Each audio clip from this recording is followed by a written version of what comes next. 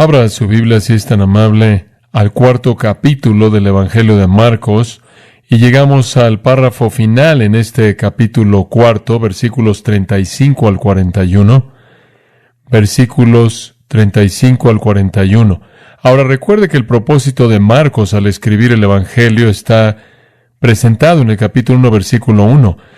El principio del Evangelio de Jesucristo, el Hijo de Dios.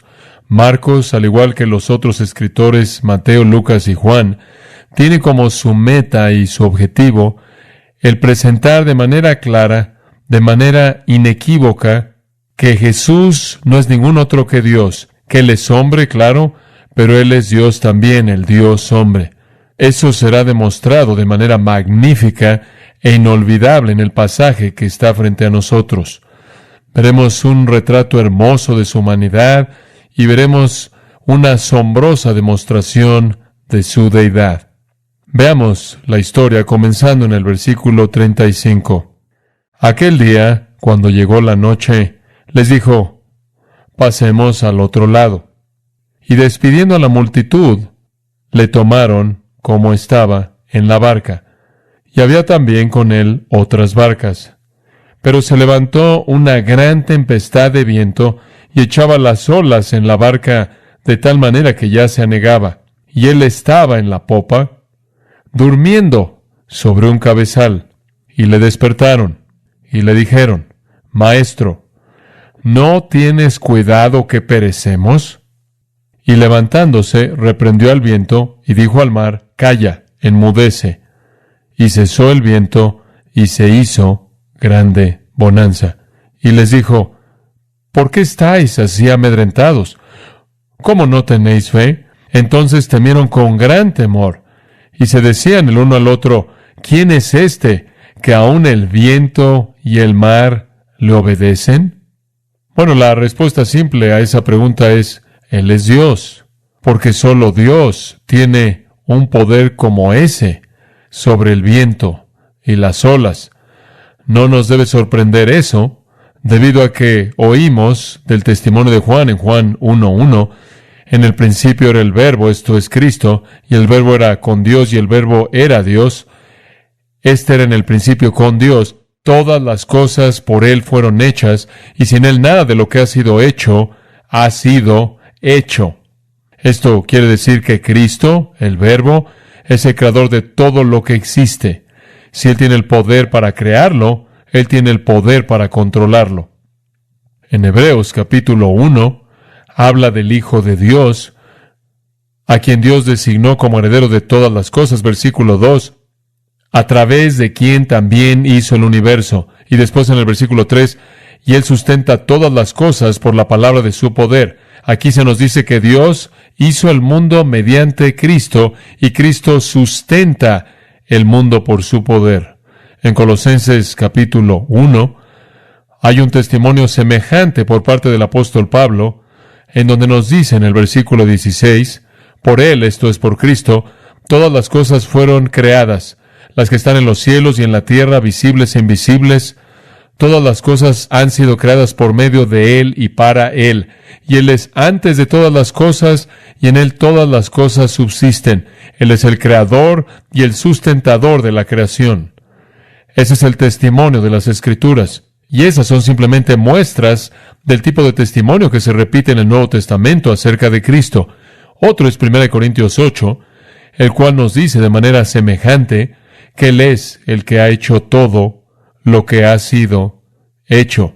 No hay más que un Dios, un Padre de quien son todas las cosas, existimos para Él, y un Señor Jesucristo por medio de quien son todas las cosas y existimos mediante Él. Él es el creador del universo, todas las cosas existen porque Él las hizo, y todas las cosas son sustentadas porque Él las sustenta. De tal manera que cuando llegamos a una ocasión como esta, lo que estamos viendo a manera de anécdota, lo que estamos viendo en el incidente que acontece aquí es este poder creador.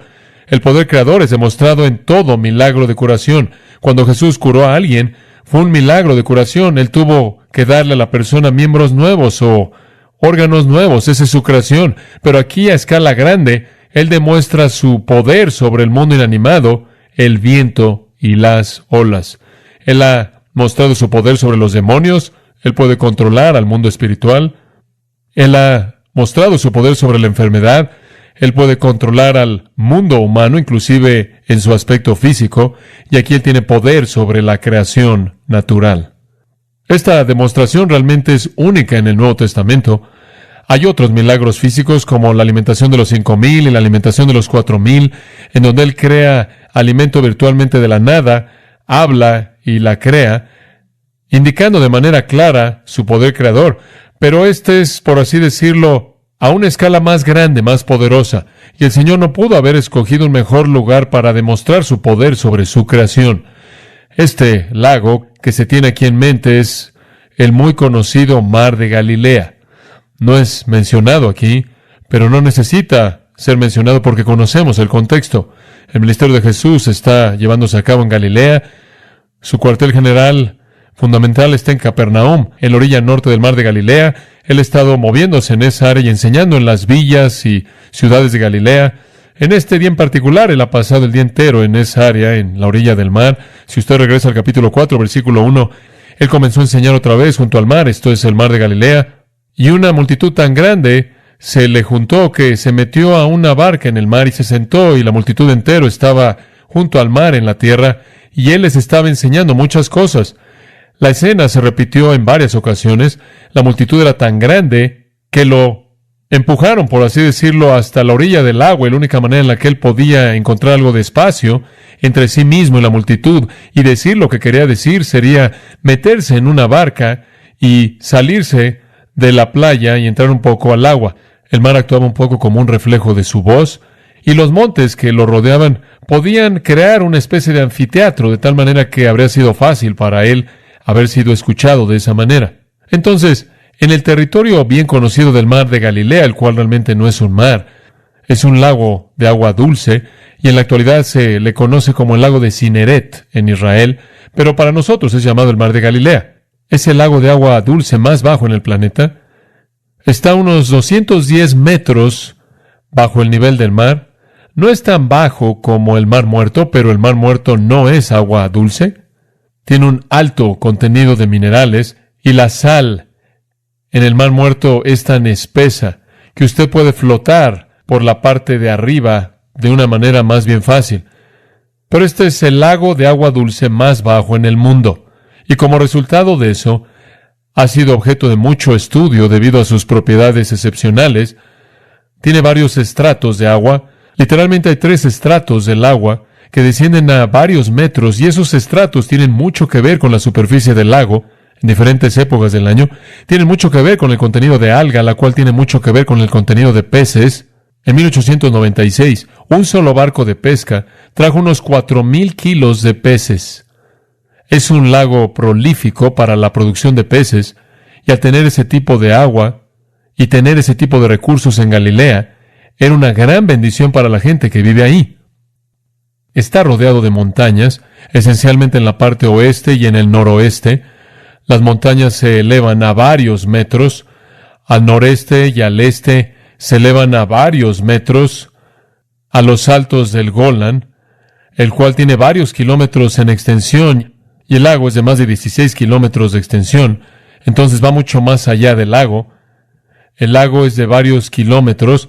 Entonces el lago está en una especie de contenedor, y el agua que llega al lago viene en parte de algunos manantiales calientes, pero primordialmente del río Jordán, el cual fluye del monte Hermón.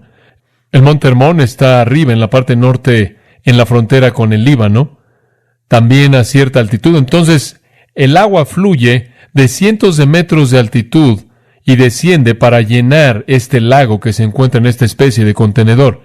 Es agua tan fresca, tan cristalina, que provee inclusive en la actualidad alrededor del 50% del agua para la nación de Israel. Entonces para ellos fue un recurso tremendo de agua, como también de peces. Ahora, esa es la razón por la que tantos de los discípulos eran pescadores. Hasta 7 de ellos. Sabemos que Jacobo y Juan, Pedro y Andrés, y pudieron haber habido 3 más que también eran pescadores en ese lago. Debido a su ubicación excepcional, debido a que solo está a poco más de 40 kilómetros del Mediterráneo y baja tanto, tiene propiedades muy especiales porque está rodeado por estas montañas. Eso añade a lo excepcional que es el lago, y como resultado, los científicos han realizado investigaciones en este lago a lo largo de los años para estudiarlo. Es diferente que cualquier otro lago o mar en el mundo. Y lo que lo hace en particular excepcional es el hecho de que está sujeto a vientos muy, muy severos. Y tanto en el verano, como también en la parte caliente del año, y en el invierno, en la parte fría del año, experimenta este tipo de vientos. Los vientos que vienen en el verano son los vientos Sirocco del este, serán como nuestros vientos de Santana. Vienen únicamente de manera típica, diariamente, desde el mediodía hasta las 6 de la tarde. Eran bastante predecibles. El viento desciende con mucha fuerza, bajando por los altos del Golán, y un poco al norte de eso, y desciende y convierte al lago en una especie de olla hirviendo, y es prácticamente rutinario diariamente que esto suceda durante el verano. Esto hace que sea un lugar muy peligroso el estar en un barco en el momento equivocado. El invierno es aún peor, porque los vientos del invierno son vientos fríos que vienen del norte y el noroeste, y cuando el aire frío desciende y azota al aire caliente que de manera natural está sobre esta parte del lago, produce condiciones climáticas severas. El aire frío atraviesa al aire caliente y produce una turbulencia tremenda sobre el lago. Entonces, sea que usted esté en el verano o en el invierno, está sujeto a esto. He estado ahí en varias ocasiones y he visto este tipo de vientos saliendo de la nada. Me acuerdo de una ocasión en la que nos metimos en este barco de metal e íbamos a cruzar el mar de Galilea, y estábamos ahí de pie en el mástil, disfrutando el viaje, y de pronto de la nada el lago comenzó a producir espuma y las olas comenzaron a levantarse, y rápidamente tuvimos que correr a otra parte del barco para evitar que el agua nos salpicara y nos empapara.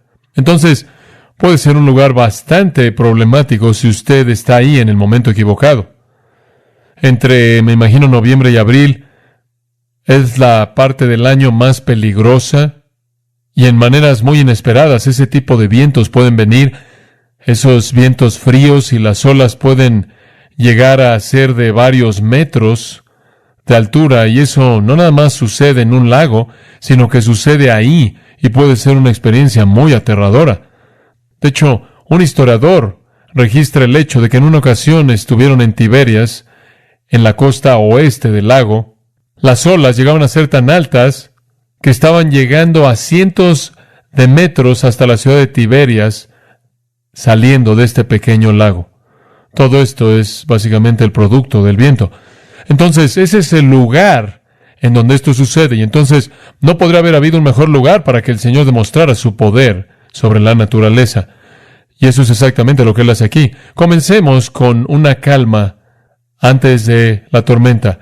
Lo vamos a llamar la calma antes de la tormenta, y después veremos la calma durante la tormenta, y después veremos la calma después de la tormenta, y después veremos la tormenta después de la calma. Muy bien, vamos a avanzar a lo largo de todo esto. Muy bien, la calma antes de la tormenta. El versículo 35, aquel día, cuando llegó la noche, ese día significa un día muy específico. ¿Qué día? El mismo día que comenzó en el versículo 1, cuando el Señor descendió junto al mar de Galilea y comenzó a enseñar a una multitud de personas, como siempre, que vinieron, y tuvo que meterse en una pequeña barca, y cuando enseñó de las tierras y después habló en privado con los discípulos y les explicó el significado de las parábolas, mientras que no se las explicó a la multitud. Y después Él les contó la parábola, como usted recordará, de la lámpara y la canasta, y después les contó la parábola de la semilla plantada en la noche que crece y el granjero no sabe cómo. Y después les contó la parábola de la semilla de la mostaza, y ha sido un día largo, y esas son simplemente una muestra de las parábolas que Él dio. Él es muy probable que dio muchas más parábolas que tan solo estas, y fue un día completo de enseñanza. Podemos suponer, como también, que la gente había traído a los enfermos y a los necesitados a Él, y Él también estaba curando a la gente. Podremos asumir entonces que fue un día típico, agotador para el Señor.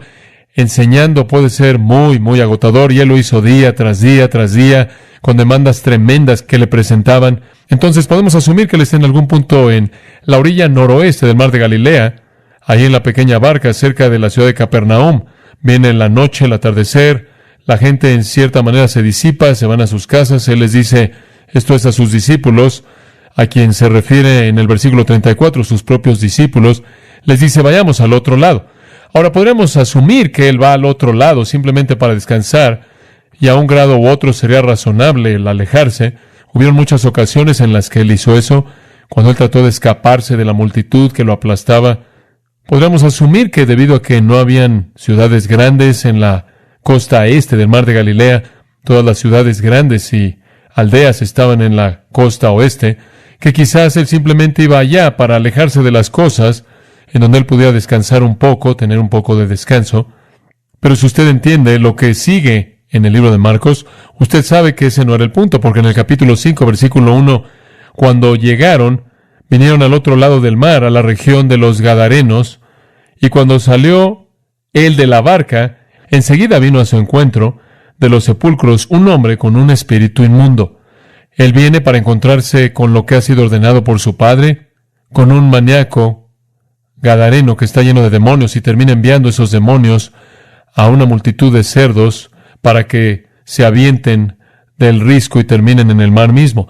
Entonces, mientras que se pudo asumir que esta era una manera de alejarse y descansar un poco, resulta que llevó a Jesús a uno de los encuentros más formidables, más dramáticos de su vida entera, con este hombre demonizado del otro lado. Jesús siempre operó en base a una agenda divina, una cita divina. El descanso quizás era algo marginal para él.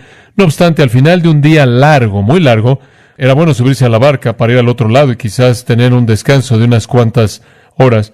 Entonces, el versículo 36, y despidiendo a la multitud, y recuerde que aquí está en una barca ya, enseñando, porque dice que lo llevaron junto con él en la barca. Esa barca quizás le pertenecía a Pedro o a Juan, o a Andrés o a Jacobo, uno de esos pescadores, y se lo llevaron así como estaba, lo cual indica que él no fue a ningún lugar. Él no se fue a cambiar, no fue a comer, simplemente se lo llevaron como él estaba y se dirigieron al agua, y después otras barcas estuvieron con él.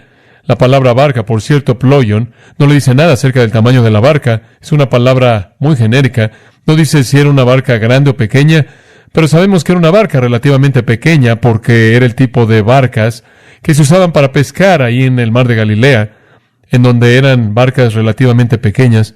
En el último mes, quizás lo vio, descubrieron uno de ellos que pudieron sacar de la parte de abajo del lago, y en cierta manera tienen la estructura de esa barca que todavía permanece, y de lo que puedo ver a partir de lo que se ve, podría haber tenido suficiente espacio como para que estuvieran 15 a 20 personas de manera cómoda.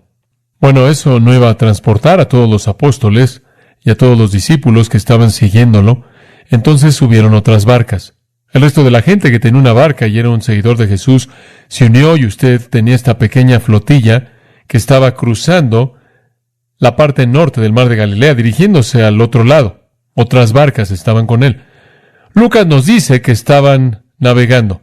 Y Lucas usa un verbo muy específico, el verbo espleo, y significa navegar. No el A1, lo cual significa remar. Usted rema cuando no hay viento. Usted navega cuando hay viento. Entonces era una situación ideal. El agua estaba calmada, estaban navegando. Esas barcas tenían la capacidad de que pudieran remar. Tenían remos, pero también tenían un mástil y una vela, y cuando venía la brisa, navegaban con la vela. Salieron de la costa y estaban navegando con una brisa gentil en las aguas calmadas, allí en el atardecer, siendo empujadas hacia esa costa este. Y ahí van. En este punto revisamos lo que dice Lucas, y Lucas dice, conforme la barca comenzó a navegar, Jesús se quedó dormido. Se quedó dormido. Marcos 4:38 nos dice que él estaba durmiendo sobre un cabezal. Literalmente, la almohada contiene la palabra, esa palabra para cabezal contiene la palabra kefale, la cual es la palabra para cabeza. Algo en lo que usted coloca su cabeza. Entonces, ese era el tipo de almohada que era una almohada para su cabeza, algún tipo de almohada que los marineros usaban cuando necesitaban acostarse y descansar un poco. Entonces él se acostó en la barca y se quedó inmediatamente dormido. Este es un retrato hermoso del Jesús verdaderamente humano, quien está agotado, está cansado. Él es el que creó el agua, Él es el que creó el cielo, Él es el que creó la madera con la que se hizo la barca. Él inclusive creó el sueño y Él ahora emplea estas cosas para su propio beneficio. Y se queda dormido en la barca, y atrás de Él vienen todos aquellos que eran seguidores de Él. Resulta que no todos son seguidores verdaderos. Algunos de ellos son tierra pedregosa, algunos de ellos son tierra con arbustos, como vimos en la parábola antes en el capítulo, porque Juan 6:66, que viene después, dice que muchos de sus discípulos ya no andaban con Él.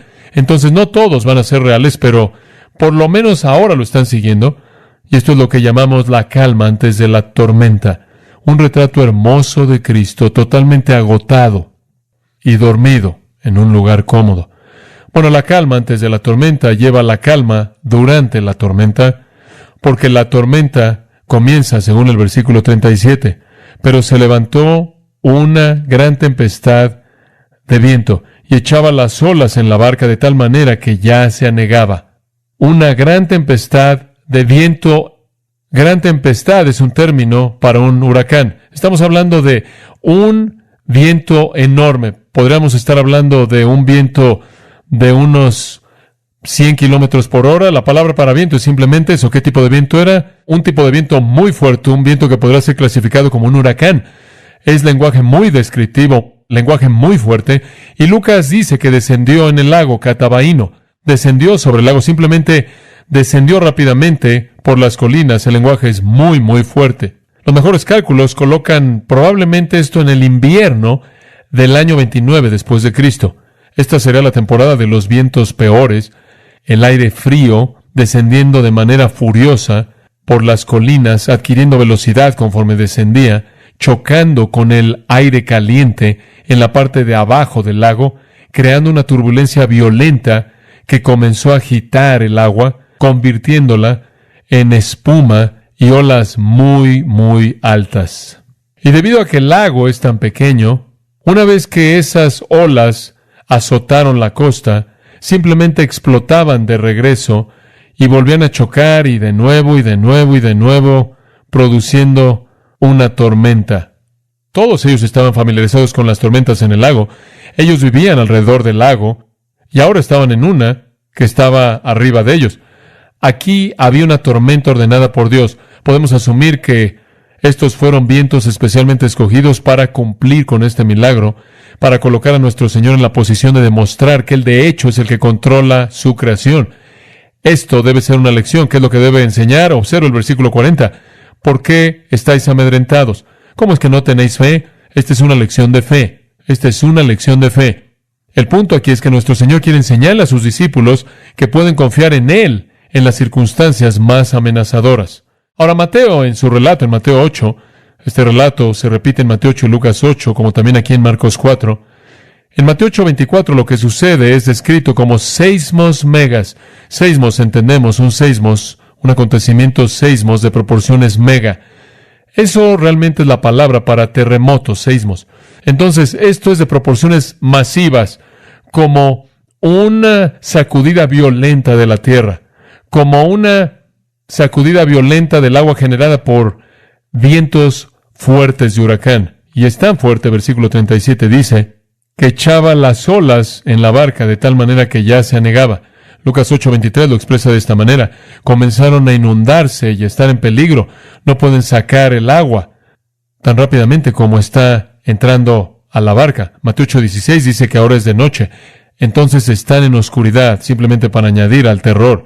Mateo dice que la barca estaba cubierta con las olas. Literalmente están hundiéndose en esta pequeña barca. Está llenándose tan rápido de agua que no pueden enfrentar la situación. Mateo dice que a pesar de la tormenta, Jesús permanece dormido.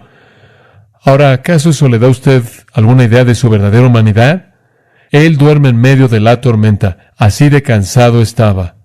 Versículo 38. Y él estaba en la popa durmiendo sobre un cabezal. ¿Alguna vez ha estado así de cansado? Hombre, eso es estar bastante cansado. Yo puedo pensar en unas cuantas veces en mi vida. Puedo pensar en un viaje que hice a Rusia y me hicieron hablar, no sé, unas 8 horas por día durante 2 semanas, creo. Y fue agotador. Y me acuerdo que me subí a un avión en Moscú y alguien me despertó para bajar del avión cuando aterrizamos en Nueva York y no me acuerdo de nada entre los 2 puntos. Y me acuerdo después que en el siguiente avión en Nueva York no me desperté hasta que aterrizamos en Los Ángeles. Creo que algunos de nosotros hemos experimentado eso en maneras en las que identificamos como una respuesta muy humana, estar agotados, exhaustos. Y eso es exactamente lo que nuestro Señor experimentó. De nuevo vemos la verdad de su humanidad, ¿no es cierto? Él es un hombre real, un ser humano real. Él entiende el cansancio y Él está tan cansado que Él duerme con agua azotando la barca, profundamente dormido, en paz. Yo llamo la calma durante la tormenta, fatigado, totalmente en calma, durmiendo sobre una almohada. Él es el que está en calma en medio de la tormenta, como el ojo del huracán. Nadie más estaba en calma. El versículo 38 dice que le despertaron y le dijeron, Maestro, ¿no tienes cuidado que perecemos? ¿Cómo puedes estar nada más dormido cuando estamos enfrentando esto? ¿No te importa que estamos pereciendo? La palabra perecemos, ellos entendieron lo que esto era. Esto era la muerte inevitable. No sobrevivirían esto. Estarán en esa barca, quizás sus apóstoles estaban juntos en esa barca, quizás hubieron hombres y mujeres en la pequeña flotilla y todos estaban en la misma situación. Ellos tenían muy claro la severidad del peligro, conocían en qué situación estaban en pánico. El pánico era una respuesta normal a ese tipo de circunstancia. Ellos sabían que Jesús tenía poder sobre los demonios, ellos sabían que tenía poder sobre la enfermedad, ellos sabían que tenía poder sobre el mundo natural como también el mundo sobrenatural. ¿Podía salvarlos en esta circunstancia? ¿Podía librarlos de una tormenta? No creo que entró en la mente de ellos que Él podía detener la tormenta, pero probablemente entró en la mente de ellos que si iban a ser liberados de la muerte, Él iba a tener que ser el que hiciera algo para proveer algún tipo de salida. No tenían a ningún otro lugar a donde acudir. Por cierto, es pandemonio, es pánico. Están gritando ahí en medio del viento fuerte y el agua que los está azotando. Maestro, ¿no te importa que estamos pereciendo? Lucas dice que dijeron, Maestro, Maestro. Mateo dice, y esa es una palabra epistate, lo cual significa comandante. Después Mateo dice, Señor. Entonces, Él es amo en una cosa, Señor en otro y Maestro en otra. Alguien dice, bueno, esa es incoherencia escritural. No, no lo es. Escuche, esta no es una afirmación de una vez, esto es pánico y pandemonio. Usaron todas las palabras que se les ocurrieron. Estaban hablándole, gritándole desde todo ángulo posible. Maestro, amo, Señor. Este no es un discurso organizado. Este es el clamor de gente aterrada. Y Mateo 8:26 dice, estaban aterrados. Claro, iban a morir. Eso fue inevitable si algo no iba a suceder. Era un día oscuro, era algo serio. Usted sabe cuando los marineros le piden a un carpintero que los saque de la tormenta. Nazaret está muy lejos del mar. Jesús no fue creado en el mar. Entonces, ellos no están buscando la solución de un carpintero para el dilema de un marinero. Están buscando una solución divina. Ya para este punto ellos saben que tiene conexiones con Dios. Y saben que van a tener que tener algún tipo de intervención divina. Esa es su única esperanza. Ellos lo saben. Quizás el que tiene poder divino sobre la enfermedad, el que tiene poder divino sobre los demonios. Quizás Dios va a proveer algo a Él que los va a sacar de esto. Y como usted sabe, ellos después de todo fueron creados bajo el Antiguo Testamento, estaban muy familiarizados con los Salmos. Entonces ellos habrán conocido cosas como esta. Salmo 65, versículos 5 al 7. Oh Dios de nuestra salvación, tú que eres la confianza de todos los fines de la tierra y del mar más lejano, que establece los montes por su fortaleza, siendo ceñido con poder, quien calma a los mares, las olas que rugen. El salmista había dicho que Dios tiene poder para calmar al mar que ruge y las olas que rugen. O podrían haber recordado el Salmo 89:9. Tú gobiernas el mar, cuando sus olas se levantan, tú las calmas.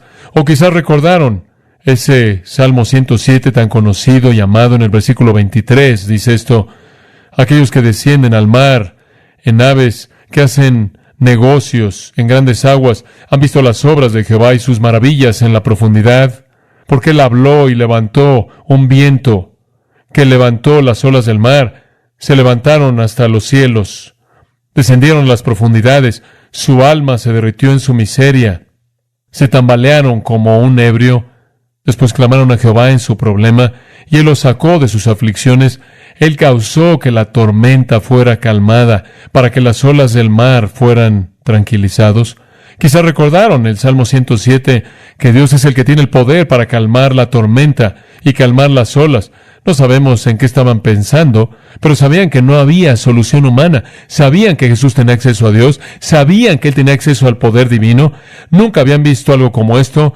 Ellos nunca lo habían visto actuar en ninguna situación como esta. De todos los milagros que Él había hecho, ninguno de ellos era para liberarlos del peligro. Ellos todavía no habían estado en ningún milagro en el que Jesús hubiera librado a los suyos del peligro y la muerte. Pero ¿dónde más se van a volver ellos? Van al que saben que tiene contacto con Dios, y algunos de ellos inclusive saben que Él era Dios, y entonces ellos aplican su fe simple, humilde, débil, pequeña, como también es llamada, a este ruego, lo cual entonces lleva a la calma después de la tormenta.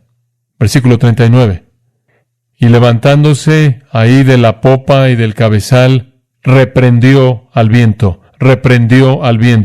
y dijo al mar, calla, enmudece. ¡Wow! Habían despertado a Jesús, típico de la gente que está en aflicción, en desesperación. Quizás estaban pensando en el Salmo 10:1, ¿por qué estás lejos, oh Jehová? ¿Por qué te escondes en medio del problema? O el Salmo 44, levántate, ¿por qué duermes, oh Jehová? ¿Por qué escondes tu rostro? El Señor oyó sus clamores desesperados y se levantó y reprendió el viento y después le dijo al mar, calla, enmudece.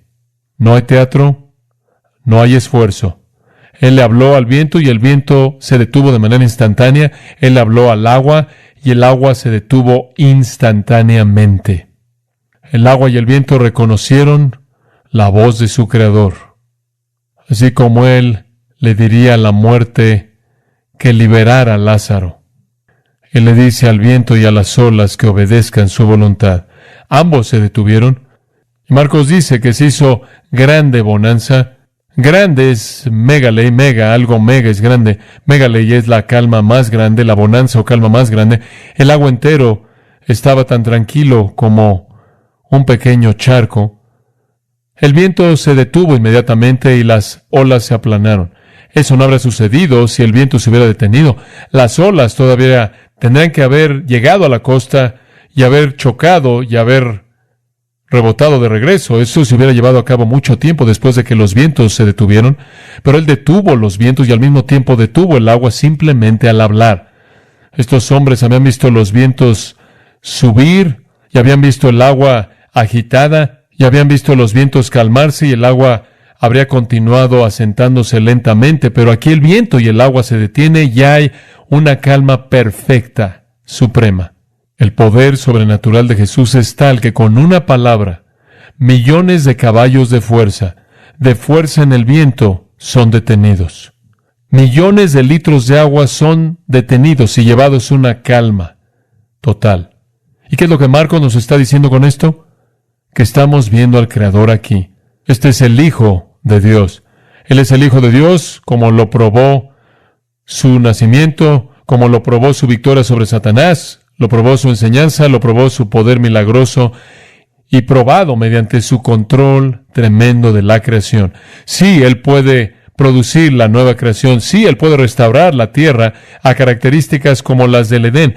Sí, Él puede hacer que el desierto florezca como una rosa. Sí, Él puede abrir un río en Jerusalén que fluya al desierto y lo convierte en un huerto. Sí, Él puede cambiar la naturaleza de tal manera que el león se acueste con el cordero y que un niño pueda jugar en el foso de la serpiente. Sí, Él tiene el poder sobre su creación para cambiar la duración de la vida, para que en el reino alguien que muera, morirá a los 100 y muera como un infante. Sí, Él tiene ese poder. Él tiene poder completo sobre la naturaleza y Él la controla, Él la creó, Él la sustenta y Él la va a recrear en el reino milenario en el futuro y un día Él la va a eliminar al destruirla, en donde Él la va a derretir con calor ardiente. Él va a hacer que mediante una explosión atómica sea destruida la creación actual y sea reemplazada por nuevos cielos y nueva tierra. Simplemente anhelaría que la gente en nuestro mundo, que cree que puede controlar el futuro del planeta, entendiera lo que la Biblia dice. No están a cargo del planeta, ninguno de ellos lo está, y no lo están a nivel colectivo, y no van a hacer que este planeta dure por una milésima de segundo de tiempo más de lo que el Creador ha diseñado que este planeta dure. No tiene nada que ver con él. Todo eso es absurdo. Es una ridiculez absoluta. En primer lugar, es absurdo científicamente, pero inclusive más es teológicamente absurdo. El Creador es el sustentador y el consumador de su creación. Esta demostración milagrosa de su poder, me parece que es suficiente para convencerme a mí que estoy tratando con esto, y fue una lección de fe para ellos. Entonces Él les dice, ¿por qué os amedrentáis? ¿Cómo es que no tenéis fe? Estoy viendo su pánico y su temor. ¿Cómo es que no tienen fe? O en las palabras de Mateo, ¿por qué tenéis miedo, hombres de poca fe?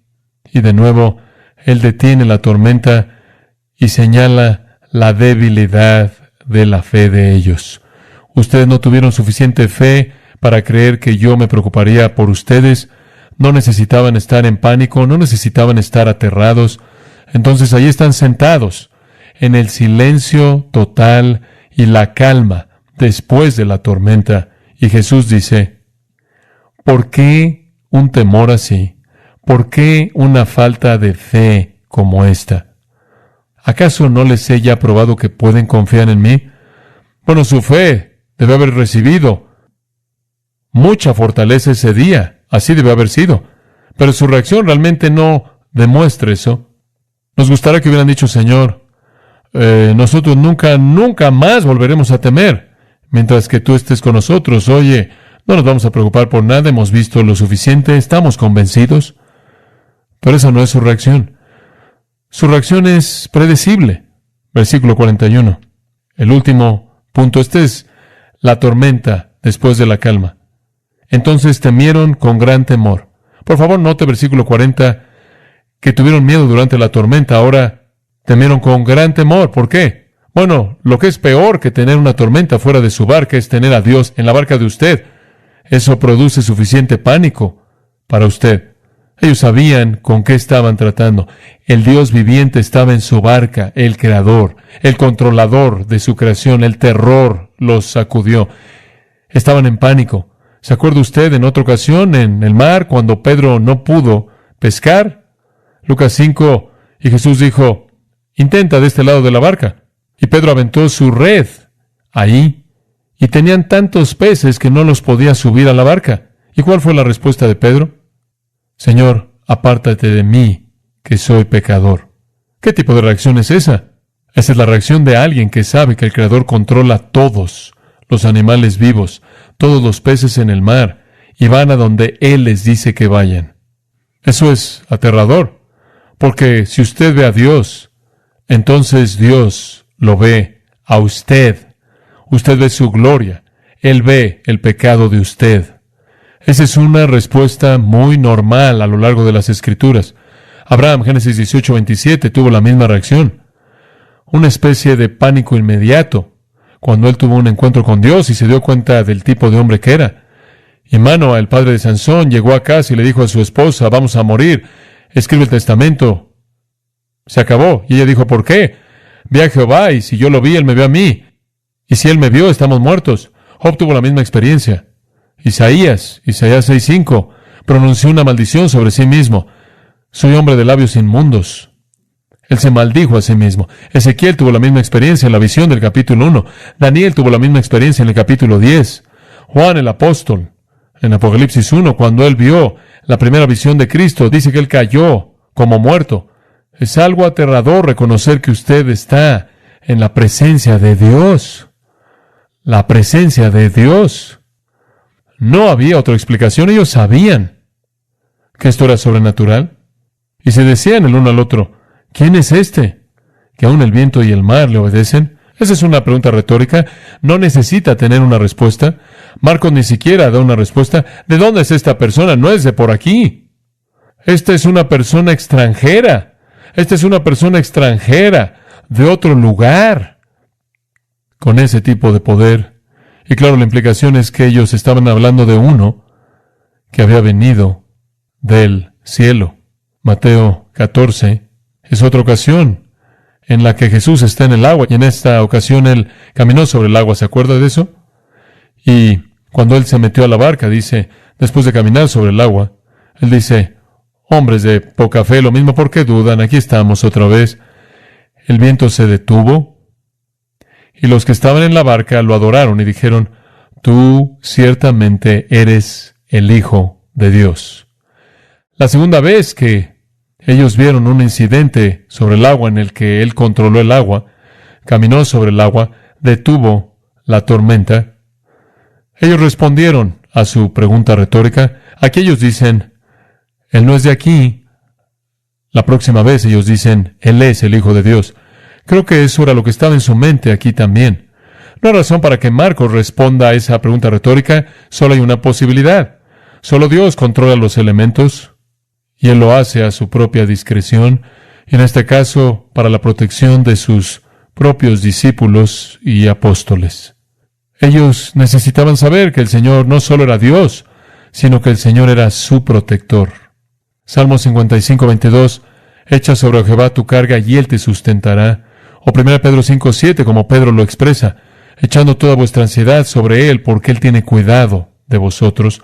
Entonces el Señor está comunicando dos cosas aquí. Él está comunicando su deidad en la expresión de poder, y Él está comunicando su compasión, su empatía y su cuidado por los suyos al protegerlos de muerte prematuro.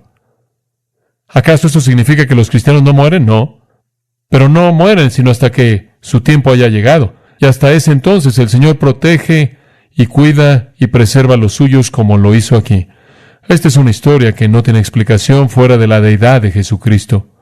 No hay explicación humanamente para esto. Inclusive si usted pudiera sugerir que el viento se detuvo por sí mismo, no hay explicación para que el agua se calmara de manera inmediata. Y si ellos pensaran que era una coincidencia, nunca habrían respondido en terror, porque ellos sabían que ahí estaba presente el poder divino. Le habrían sugerido que esta era una persona divina.